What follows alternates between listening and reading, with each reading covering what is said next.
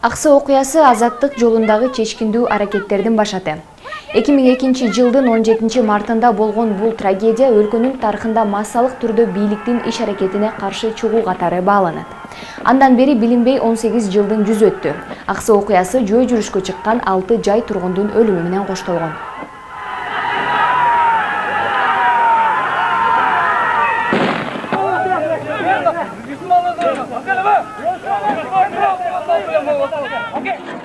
Ошол каргашалуу окуяда Аксынын тургуну Медетбек Бекмуратов токмоктолуп, алган жаратынан көз жумган. Анын аркасында 3 кыз, 2 уул жана неберелери калган. 5 баланын бири минтип аянтка келип, атасы менен кошо бул дүйнө менен коштошкондорго Куран окуп турат. Мирбек Бекмуратов башкага басып жүргөн жерибизди бербейбиз деп, жан бергендердин катарында атасынын болушун ал кезде каалаган эмес. Бирок бүгүн атасы менен сыймыктанаарын айтат. Мындан кийин тынччылык болсун, башка бир ушундай уруш талаш болбосун.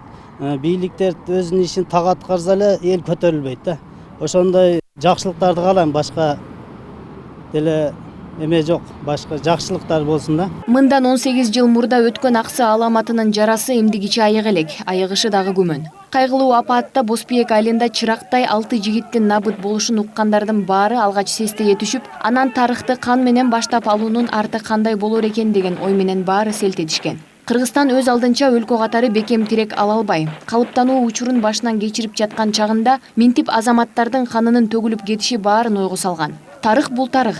Жакшыбы, жаманбы ал жазылып кете берет. Ошол себептен активисттер бул трагедия баардыгына сабак болуш деген пикирин айтышат. Ошол жер, суу, ошо кен байлык кандай элге керек экендигин ошо Аксы эли биринчи туюп, биринчи сезип, ошол Акаевдин кетирип аткан кемчилигин биринчилерден болуп алып чыккан улуу журттардын бири болуп бүгүнкү күнү эселеп келатат.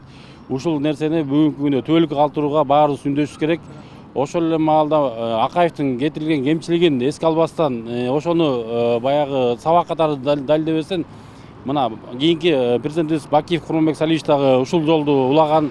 Ошонун негизинде дагы үзөңгү каркыра деген жайлоолорубуз, канчалаган пансионаттарыбыз дагы чет өлкөлөргө кетип калган.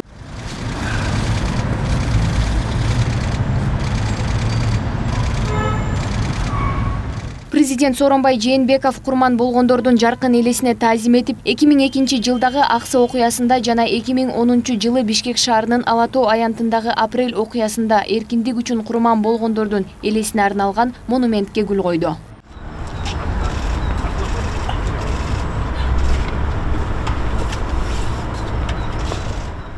Мамлекет башчы менен биргеликте гүл коюуга Жогорку кеңештин төрагасы Дастан Жумабеков, ошондой эле өкмөт башчы Мухаммедкалый Абылгазиев, жана аны менен биргеликте гүл коюуга биринчи вице-премьер-министр Кубатбек Боронов, вице-премьер-министрлер Эркин Асрандиев, Акрам Мадумаров, Алтынай Өмүрбекова, өкмөттүн аппарат жетекчиси министр Самат Кылжыев жана өкмөттүн башка мүчөлөрү да катышышты. Алар дагы жалпы Аксы трагедиясы дагы бир жолу берекелүү жерибиздин ар бир бурчу, ар бир ташы эл үчүн маанилүү экендигин көргөзө алгандыгын белгилешет.